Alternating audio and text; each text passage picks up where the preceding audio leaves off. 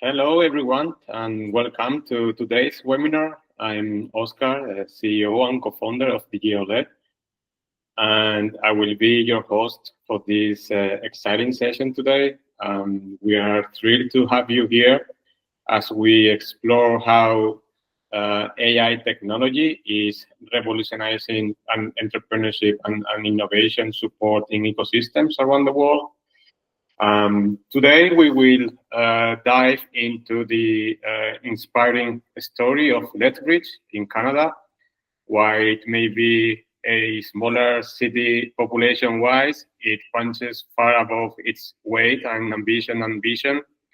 Lethbridge is disrupting traditional ways of supporting entrepreneurs by leveraging AI to create better customer experiences, drive data-informed decision-making, and in general, reimagine how entrepreneurial ecosystems operate. Our guest speaker today is Charlie Cerrida, representing Economic Development Lethbridge and RINSA, a really global leader in adopting advanced AI technology to empower entrepreneurship and innovation. Today, Charlie will share insights into how their leadership and entrepreneurial mindset are not only redefining the way entrepreneurship and innovation support works in Southern Alberta, but also inspiring the entire economic development agency in the city. Their work is, I would say, setting a powerful example for Alberta in Canada and even beyond, showcasing how bold and forward-thinking approaches can elevate ecosystem performance and drive meaningful impact at every level. Today, we will hear about the journey, the challenges they have overcome, and the incredible impact they are also achieving. By the end of this session, you'll not only understand their transformational journey, but also see why taking a similar path could be the right move for your organization or for your ecosystem. But before we get started, a quick housekeeping note. We will have a Q&A session toward the end, so feel free to also submit your questions throughout the webinar using the chat function, and then we will take it at the end of the session. And now, without further ado, please join me in welcoming Charlie Cerrida. Charlie, it's such a pleasure to have you with us today. Thank you, everyone. Thanks so much for having me. It's great to be here. Thank you so much, Oscar and the team at Digital, for inviting me. I'm very excited to talk to you guys today and share a little bit about our journey with AI. Yes, it will be amazing. So let's start basically with basic things, and just to put people also here in some context. So maybe a good starting point would be like if you can share with us a little bit of the story of the Lethbridge startup ecosystem and what makes Lethbridge very unique in that sense. Absolutely. So I think Lethbridge has a very unique entrepreneurial ecosystem because we're all rooted in trusted collaboration. So RINSA itself is a 20-partner network of entrepreneur service providers, post-secondary educational institutions, and other service providers in the region that are geared toward supporting entrepreneurship and innovation. So that includes provincial initiatives, local initiatives, anything that we can tie together and work together to ensure that folks in this region have support the entire way across. We do that through a number of different initiatives, one being our one-to-one business advising service that we provide for free, but we also collaborate on other events like our Launch Point pitch competition with the university and the Polytechnic and our Community Futures office, and a lot of other exciting initiatives in the community. We also have a massive innovation conference here every May called High Level Innovation. And really, I think Alberta is a very robust ecosystem for entrepreneurship and innovation, but Lethbridge does it very uniquely. We're very close with one another and we collaborate well with our partners. Yeah, that's very cool. That's actually one thing that we have seen many places, like the well connectivity that the different actors may have. It makes like a good impact in the overall performance of the whole ecosystem. Is there any specific industry or vertical that is more relevant in Lethbridge? Yeah, so our two main industries in Lethbridge are agriculture and agri-food, as well as we have manufacturing as a very, very large sector down here. And then we also have emerging sector in creative industries, so film, television, music production, and game development. So there's quite a mixed bag, I would say. We've got lots of different folks from different backgrounds and way of life coming together down here, but very heavy in that ag and manufacturing. All right. And now directly jumping into the topic today, why AI now? So what basically sparked the economic development, Lethbridge and RINSA, the decision to explore AI to support entrepreneurs? That's a really great question. So it came from a few different things that had happened in the office. So COVID-19 had hit, obviously it affected everyone around the world, but it changed the way that we do things. So economic development was more of a manual process. We were sitting down and doing a lot of things in person. And there was a lot of data being stored in a lot of different places that made it very difficult to find for anyone on our team or interacting with the programming and services. We had found that there was a need to just streamline a little bit of that data, help our advisors to better find their resources, as well as help our entrepreneurs to kind of have a self-paced option for pacing through their learning, whether they're doing that at home or alongside a cohorted program. We have enhancements that we thought would be really suitable to use AI to kind of bring forward that knowledge for those folks and help us to navigate some of those systems that were very messy on the back end when I came in. Yeah, so then it was more like an external factor pushing you to take that decision, really. Yes, lots of them, lots of external factors. It's also just, we have a very small team, and being able to work with limited resources requires using some really creative ways of thinking about your process. So that's what drove us toward doing some discovery for AI solutions.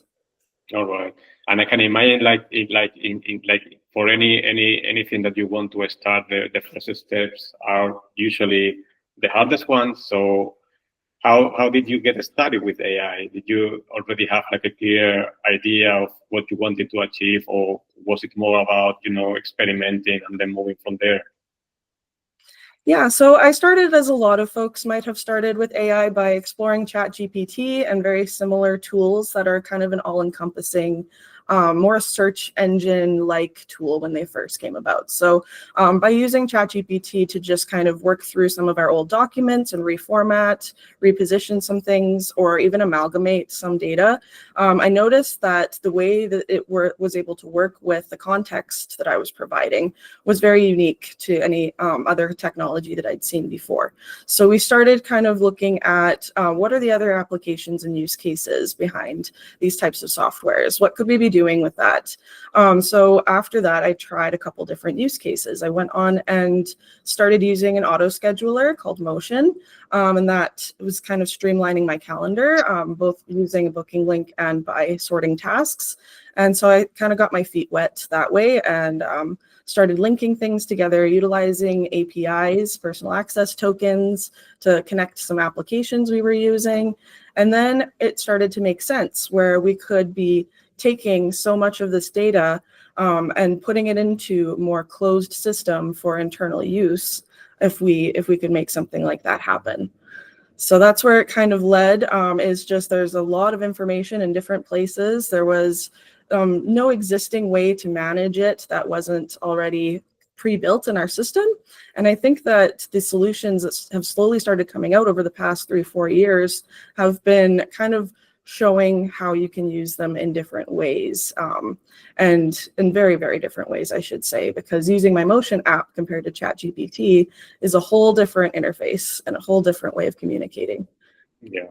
You mentioned something very, very interesting. Like you said, like you wanted to move that initial experiment into more like closed system, because eventually I assume that you really want to have like full control of the content, of the knowledge that you want to put out there into the AI. So really the awareness of controlling information and data became like a key priority in that sense, right? Yes, absolutely. And it's very important in my field of work that we do control that data, because we're the ones that are going through and vetting the resources that we are giving to our entrepreneurs. And if there is an open repository or a generative AI solution that you're using to do that, sometimes the sources can be unreliable or skewed a little bit. You don't know exactly where that information is coming from. They can pull from a lot of different places. So that closed repository kind of came into focus as being a very important piece. Yeah, and I want to connect that with probably one of the biggest challenges that you may have in the beginning, which is like, you know, when you are trying to try to aggregate or make that kind of inventory of resources, you eventually find out that the information, the knowledge is quite spread out in multiple systems, almost many people. So then trying to gather all that information, classify, categorize that information, prioritize, was like one of the biggest steps for you, right? Yes, that was definitely a key challenge. Since we are a pretty large organization in the way that we have several initiatives operating at once, there tends to be storage of things in different places, whether it's on our website, on a back-end cloud drive, or in someone's personal hard drive. So I would say that is the largest challenge to getting started, is ensuring that you have everything you need and that you have them all pulled from different places into one. That was definitely, it's something that we're still actually working on, because you can continually enhance as we build forward. So there's still some things that we're finding either historically or there's some new data that's coming out that we're continually still feeding in as well. Yeah. I also want to now to jump into another aspect that is part of initiating this journey, which is people, like people that are working with you. You said like you are like a small team. So how did you get your team and the stakeholders excited and involved in this journey? Yeah, well, actually, that was kind of the easy part. I'll say this much: when you've got a lot of friction points, of pain points in your processes, when you provide a solution, your team is really quick to say, yay, thank you so much. So really the buy-in was pretty easy. As far as the one that we built an AI assistant for our business advisors. And they are extremely excited about that, because it is just a lot of work gathering resources and pulling things together and finding links too. We have several forms for coaching and lots of places where you have data capture. So that was something that was very widely celebrated among our business advisor team, and there's 20 of them. So it also kind of streamlines the amount of questions that they're asking me on a frequent basis when they're going through their work process. And then for our value proposition and business model canvas AI assistant, that one has been a little interesting. We've had entrepreneurs that are really excited about it, that are very much the self-paced learners. They are maybe taking online courses and using it to Q&A, or maybe they're starting on things and they just want to break it down into smaller steps. I find that this is also really helpful for our neurodivergent entrepreneurs, folks that have ADHD or autism that might process and learn things a little bit differently. And then for our more traditional businesses, we have them using it in tandem with different programming to get people used to the fact that artificial intelligence can be there as a support. So there's still some work to be done on that end of things, but we do have some folks regularly utilizing them now, and we're seeing really great results. No, right, very good. So can we see something of those demos that you have now? Yeah, absolutely. Here, I will share my screen. I'll introduce you folks first to Robin. She is our AI assistant for value proposition and business model canvas. So what we have worked with Digial to do is to program her with basic knowledge of the business model canvas and value proposition design. So when folks are coming in and they're looking to start a business, but maybe they don't know where to start, or they've never seen a business model canvas before, Robin can be their kind of springboard for ideas. So let's say that I'm an entrepreneur and I might not be familiar with what my target market is. Let's say that I'm designing like a fintech application. So financial services, I'm going to ask her,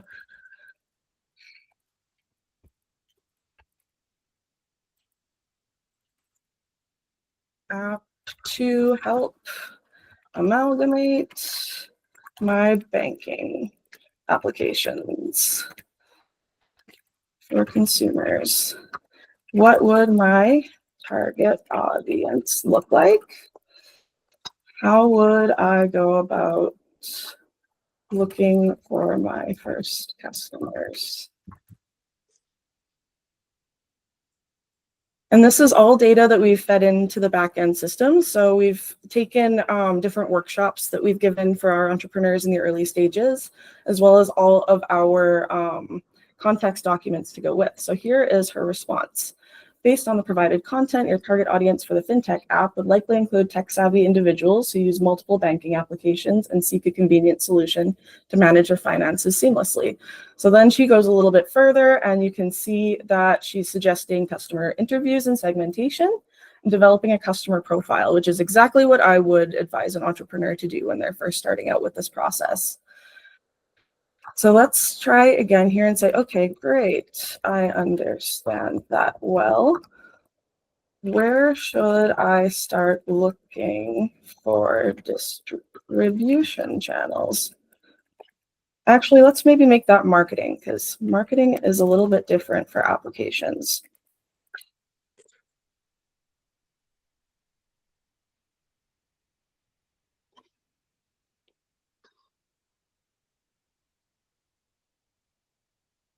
Awesome. So now you can see that she is showing me kind of a full scale what I should start looking at for marketing. So online platforms, physical stores, direct sales teams, and partner networks. That's really interesting. And then there's even some additional here. So you can see she gives you quite a bit to start with, but not any direct next steps for what you should do as an entrepreneur. This is more kind of setting you up to take the proper steps in your research, which is really important to note because when we're business advising, we will advise the client, but we're not the ones taking that next step for them and telling them what exactly they should be doing. So this is how Robin works, and she has been used with our business advisor team and directly with clients so far. And we can ask her more specific questions. Yeah, I mean, while you are typing the question, I also want to say that so think about this, that can be integrated into any communication channel that you may have between the support organization and also the entrepreneurs or the startups. So this assistant can be integrated into a website. It can be part of a WhatsApp group, into any application that you may have. So really, the idea is to not replacing anything, not replacing definitely the human being.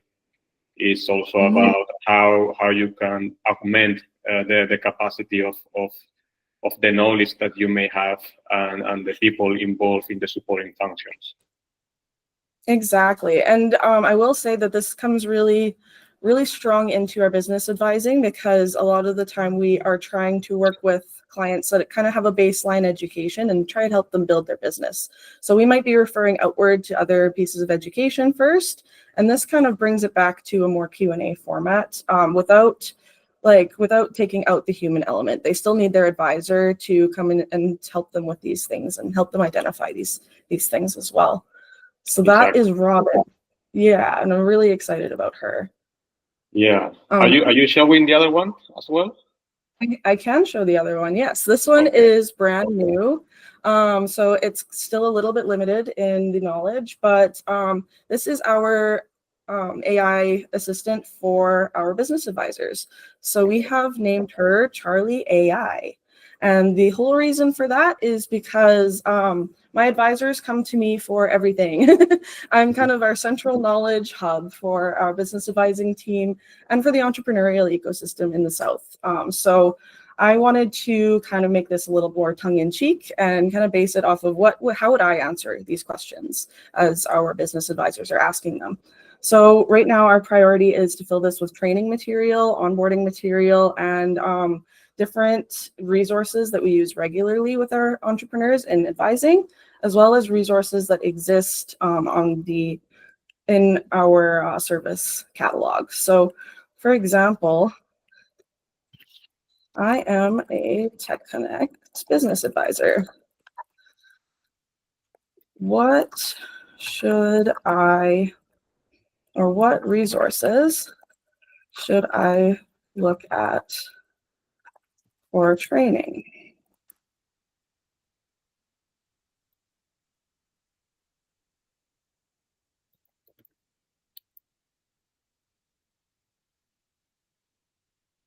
And now you can see 4 main resources that we use when we're training our advisors. And these are actually the 4 that I always start with. So it's really great that it kind of pulls from that very basic understanding of this is my role, what should I be learning? So I've got an intro video here for our advising. We've got intro to our Airtable, which is our CRM system, our testing business ideas, and also the mural canvas that goes along with that. So that's really great. And I say, thank you for that. If I am helping a client with their business plan, is there a tool I can use?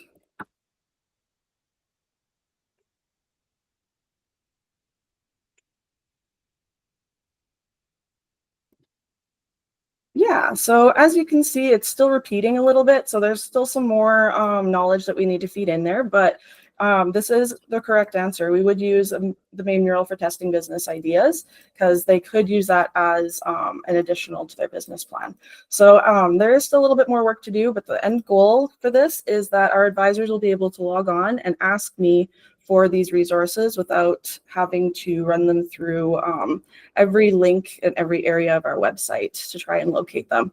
The other thing that I will be filling this with is also our policy for business advising and our procedure. So when they're asking quick questions, Charlie AI should be able to say to them, this is where you go to submit your invoices, this is the date. If you're checking in coaching notes for a client, this is where you find them, and it will navigate through like that. But as you can see in the back end here, it's still pulling these resources really quickly. And it's also, and even if you ask for the links for those, it should pull them up as well. Yeah, awesome, Charlie. I think we got one question from one of the participants. Thomas, you had a question, you raised your hand. So feel free to open your mic and yeah, ask please. Yes, this is Thomas from Denmark. I was curious on the other examples where you post questions, because I would like you to ask the ChatGPT to do an example of an interview for the customer segments. Could you do that? I would like to see the response if you ask the ChatGPT to do the suggestion for an interview. Okay, so you want to see Robin answer that as the way that chat would? All right, let's try it out. Okay, can you please repeat the question for me? Sorry. Yes. What should I ask her? If you go back, it says to identify your first customers, you can start by conducting customer interviews and segmentation. Try to ask, please provide an example of a customer interview guideline.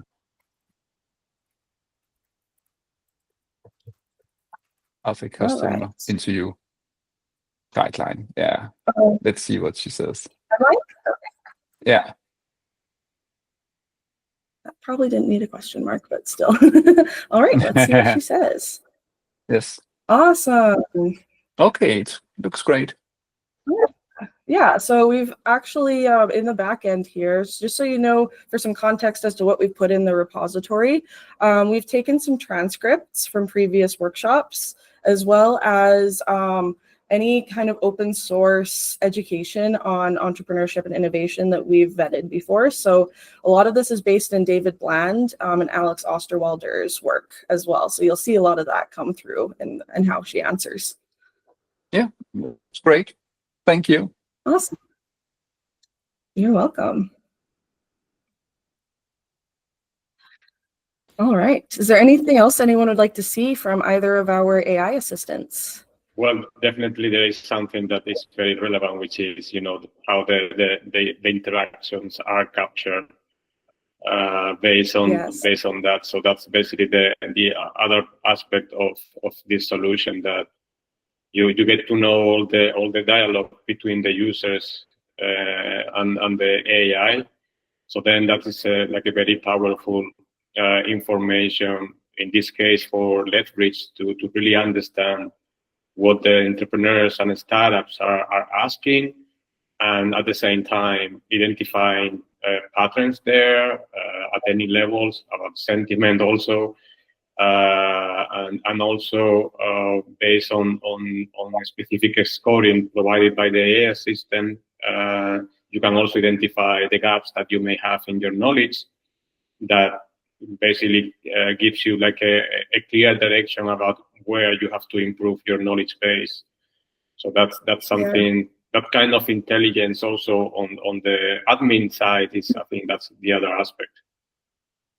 Yes, absolutely. And I think that what's really unique about the scoring system here is you can see right there, or I guess I'm not sharing my screen anymore, but you could see when I asked a question, there was an average response, average confidence level underneath of that. And if that is low, I'm generally going out and looking for something to enhance it on that particular topic and kind of feeding it in. So it's really a natural learning transition, I would say. And working in nonprofit, I think this is also very important for reporting back to your funding organizations, because this is where you can actually show them some data as to where your gaps are in your region. These are the questions that we're seeing frequently. These are where people are struggling. And I can see that all just by looking at the back-end responses from this AI assistant. Yes, exactly. And I know that it may be very soon, because basically you started to pilot this, I would say it was in May, right? But even with such short period of time, I'm also interested in bringing the first results here. So what's been the biggest impact that you have seen so far, whether on the entrepreneurs you support, or your team, or the whole ecosystem as a whole? That's a great question. So I think that the impact on the ecosystem is something I really want to highlight. Bringing these AI assistants in is really empowering our entrepreneurs to look at AI solutions more closely and to understand them a little bit better, because I do get a frequent question saying, like, where are we pulling all of this information from? Where is this bot finding the answers to my questions? And then I go and I explain to them that it doesn't work the same as ChatGPT, and that there is some research that goes into evaluating what AI assistant is going to work for you. So that's actually driven people to want to understand a little bit better. We've booked more workshops around artificial intelligence so that people can understand more on what's going to serve them better in their business.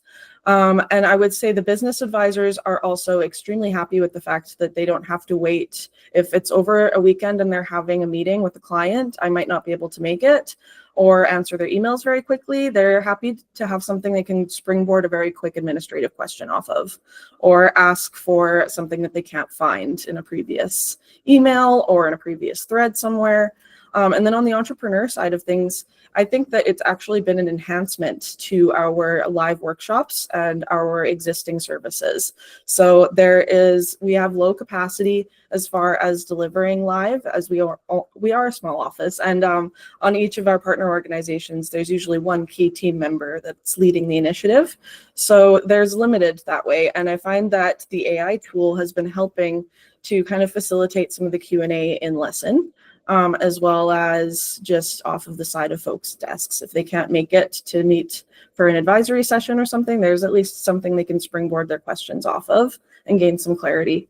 So there's been impact at all levels, I would say. And it's really, really interesting and cool to watch it all unfold down here. That's very cool. We have one question from Anes. Hi, Anes Rashid. How are you? Yes. Hey, Oscar. Thank you, Charlie. Appreciate it. My name's Ines. I'm from Calgary, from Platform Calgary, actually. Good to see you again, Charlie.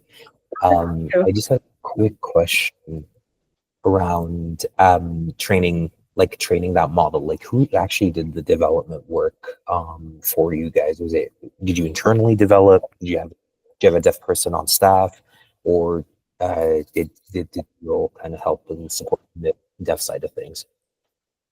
So the model was developed by Digiol here, by Oscar and his partner Valto, and I have been the one, as well as our admin, just kind of feeding the information into it. So they've helped me and guided me through all of the formatting that was necessary to feed the information in a nice, clean manner.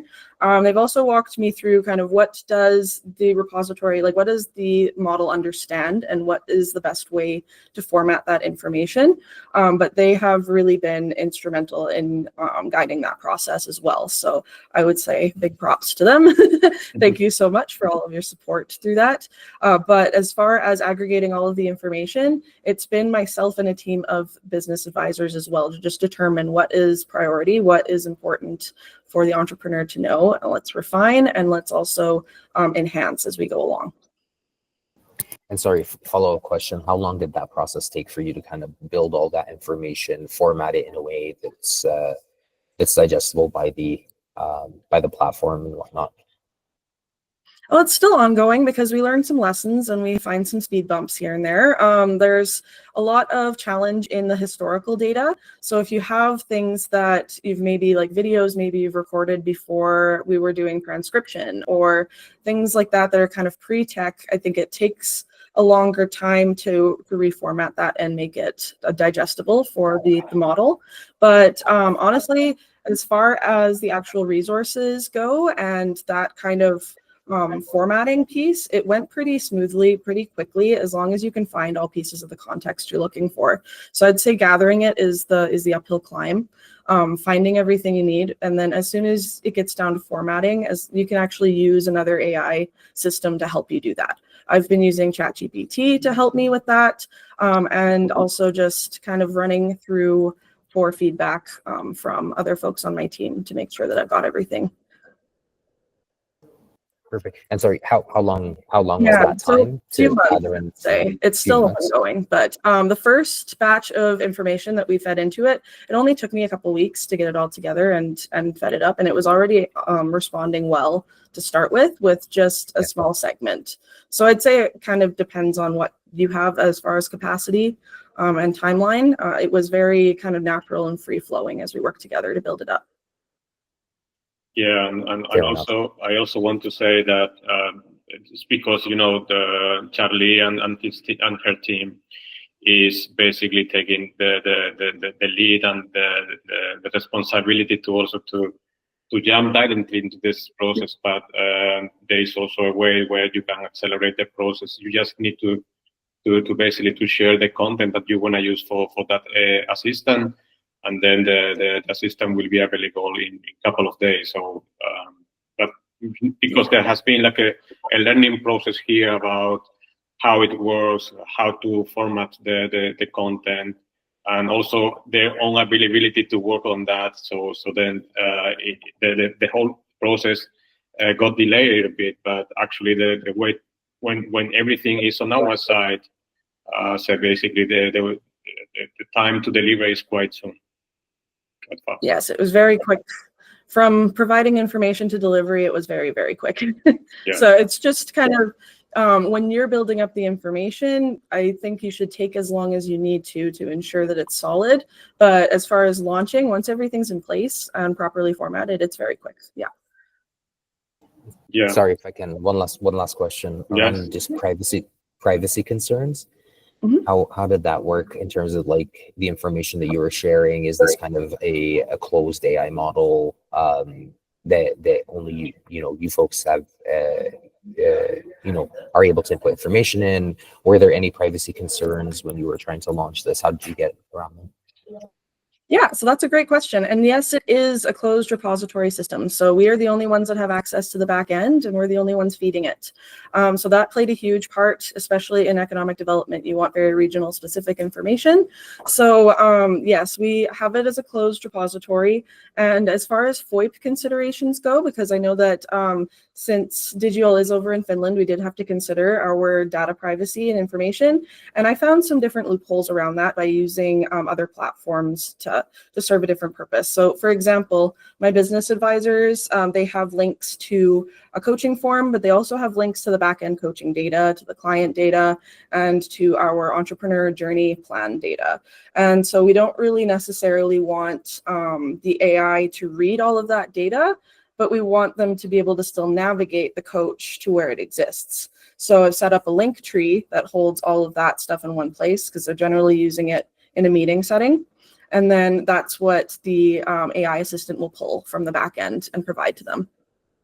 Yeah, and also, in addition to that, on the user side, basically at this moment, there's no logging there.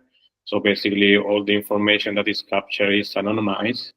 So we are just capturing when the question was asked, so time, the question asked, the response, and then the scoring.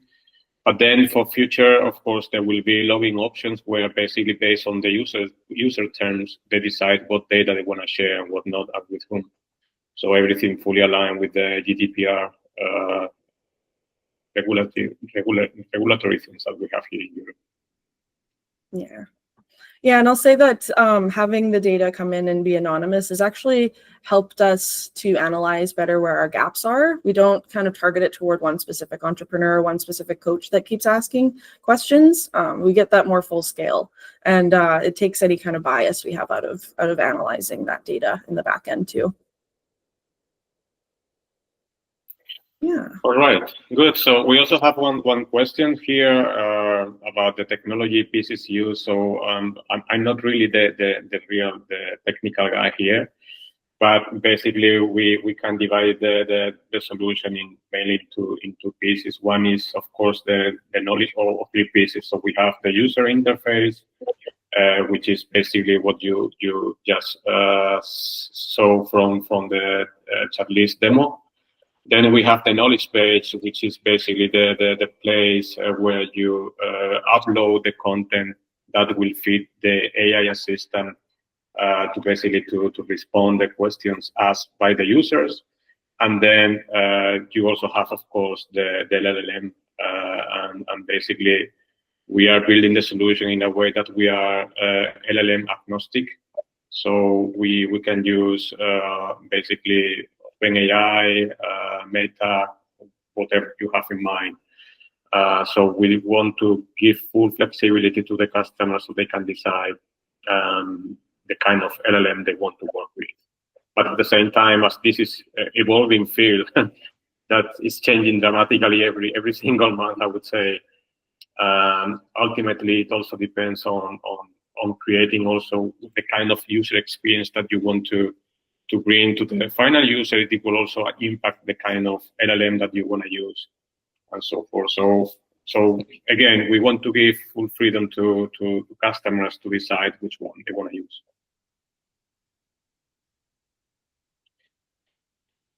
All right, so I think we are getting to the end. I don't want to finalize the session without also asking a couple of more questions for you, Charlie. I'm very interested about the learning process so far. So I think that it has been really, at least from our side, we have been enjoying, and we are still enjoying the whole process with both you and Renee.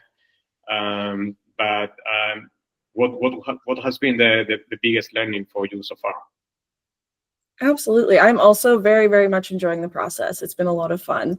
And I would say the biggest learning that I've had so far is just trying to take things that are built in a traditional way and make them into something that is totally new.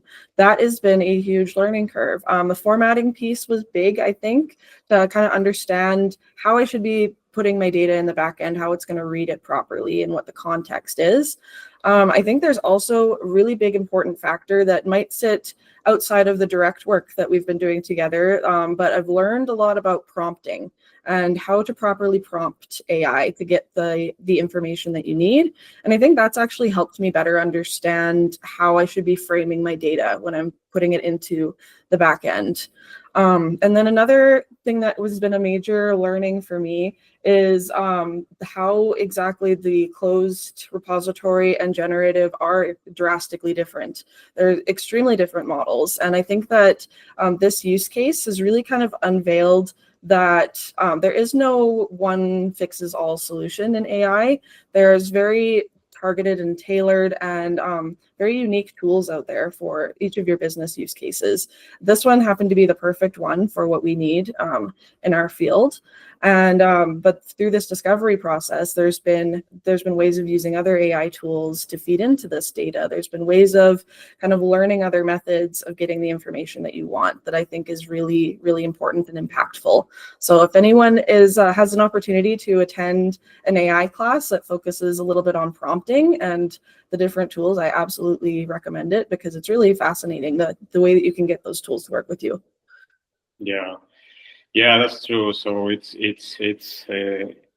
funny because at the same time we are talking about AI, and many of the things that you have learned in the process, of course, it's connected directly with technology. But I would say that there are also some factors that are non-technical aspects that is also very important as part of the whole journey, right? Absolutely, yeah. And I think the human component, and like we've also talked a lot about like how are our coaches interacting with this? What's going to provide value beyond the tech piece of it, right?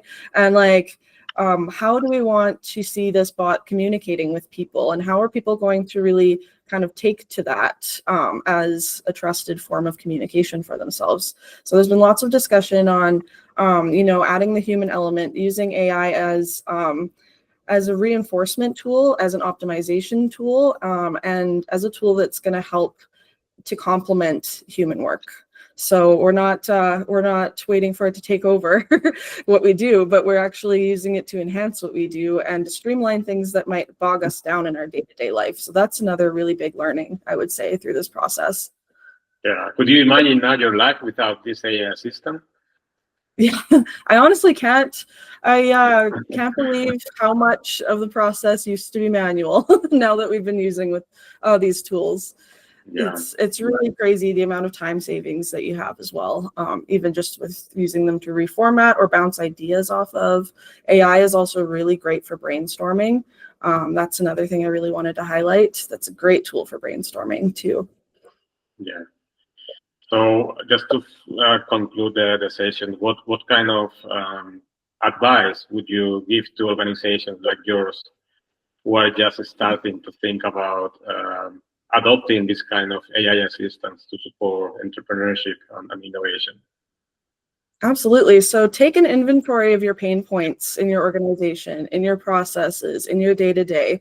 Like try to find what is really causing you some stress or weighing on your schedule where you could be doing important work, or what is really kind of making things more difficult for you to get your job done. That's where we started. That's where we've found the most success as well, is by just finding those little pain points within our organization and seeing what we can do to alleviate them with the use of some artificial intelligence. And I think that's really important, is just taking that little bit out. It also really helps with morale, I would say, too, around the office, as people are generally a little more happy when they're not bogged down with 20 pages of admin work. So that's my advice.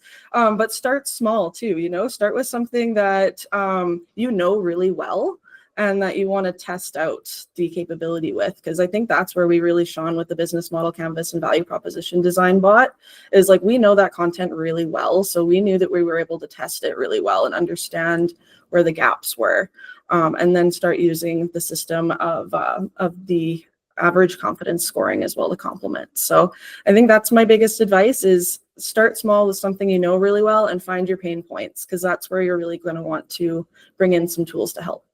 Yes, and I would also say that start small and start right now, because that's the best way to learn the whole process, like doing and learning by doing the whole process. I think it's very valuable to have that kind. And I think that a big thing, a big success of this is, again, your mindset. So you are thinking more like an entrepreneur in that sense, like let's just do it and then see the results and the conclusions that we can extract from the experience, and then to apply that knowledge into a new iteration and so forth. So I think that kind of advantage that you have with that entrepreneurial mindset in the team is definitely like really great. Yeah, that's one thing that I think is really just strong in entrepreneurship in general, is that problem solving capability and that eagerness to solve a problem. So that's definitely come in handy. I have also had some experience in working with emerging technology, so that helped guide us into the process. But that being said, don't be afraid, because like anyone that's working with you and partnering with you to build up these tools knows what they're doing and can guide you through the process as well. So don't be afraid to get started either. And don't hold yourself back. Yes, exactly. And one more thing, like what's next for you and your team in terms of using more AI assistants in Lethbridge? So do you have any specific plans that you would like to share with the audience here? Yeah, so I do. We have quite a few plans in motion, actually. So we have still a few AI assistants to develop with Digiol.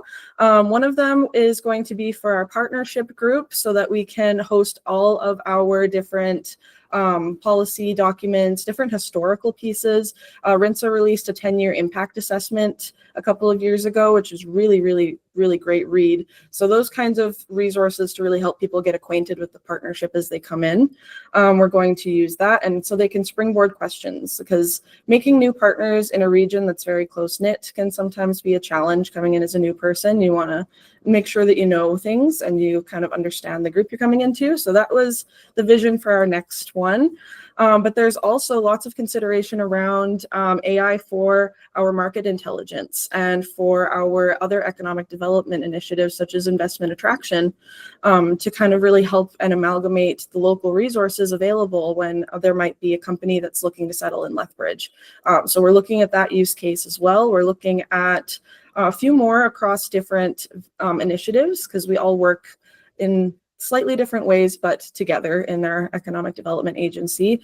So there's lots going on that way. And I think the biggest is going to be when we launch these AI assistants onto our website and into our CRM. So I'm going to be looking at doing some integrations with our database that we use for client management.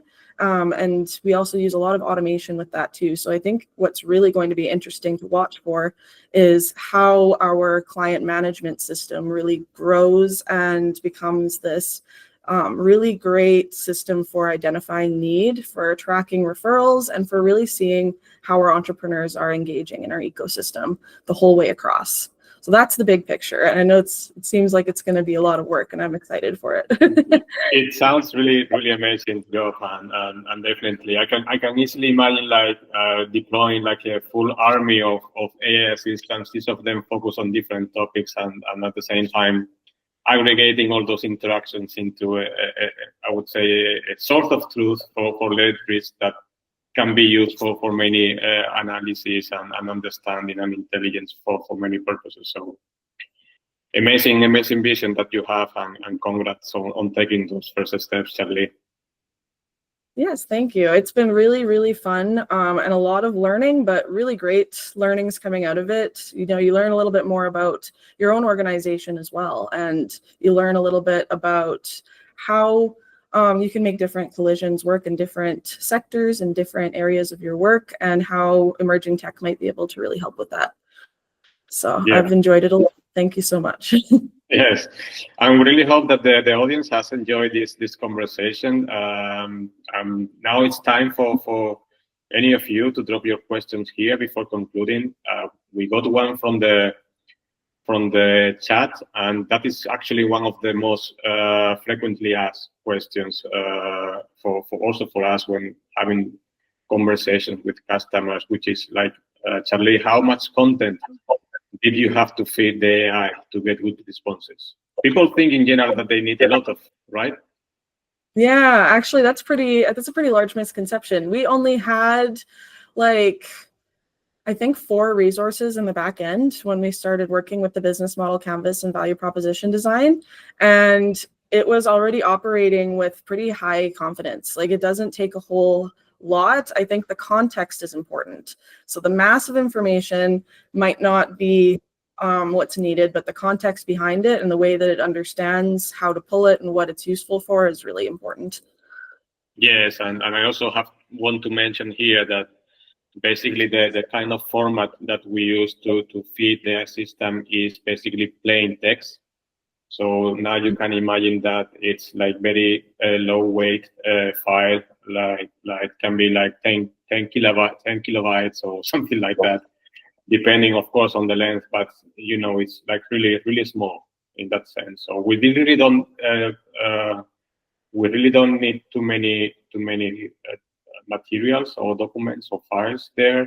Mm-hmm. And then it's always plain text, the kind of format that we are using, because that's a kind of format that it's very good for AI assistant to understand the context, to understand and to be more accurate in the responses.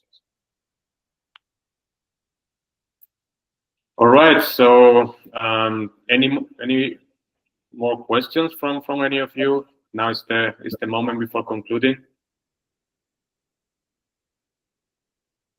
No? Well, I think that we went a little bit over the time, but I didn't want to break the conversation because it was so interesting. We feel that more of this experience should be shared with this global audience here today, that we were really happy with the whole session, how it went. So any final words from your side, Charlie, before concluding?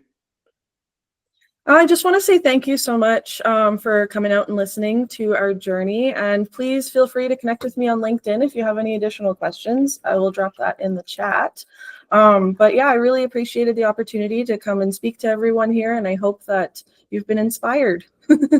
Yes, thanks a lot, Charlie. It has been like a real pleasure to have you here. Definitely, we will be working together more next year in 2025. Hopefully, we will bring more of these experiences in the upcoming year, not only for Lethbridge, but from other parts of the world. To everyone, if you are really interested in this topic and you want to open more conversations with us, so feel free to reach out to us and through our website. I'm leaving the website here on the chat. And yeah, thanks again for attending, and have a nice morning for you, Charlie, for those that are coming from Canada or US, and good evening for people in Europe, and good morning from the other side of the world. Bye-bye. Good evening. See you later. See you. Bye.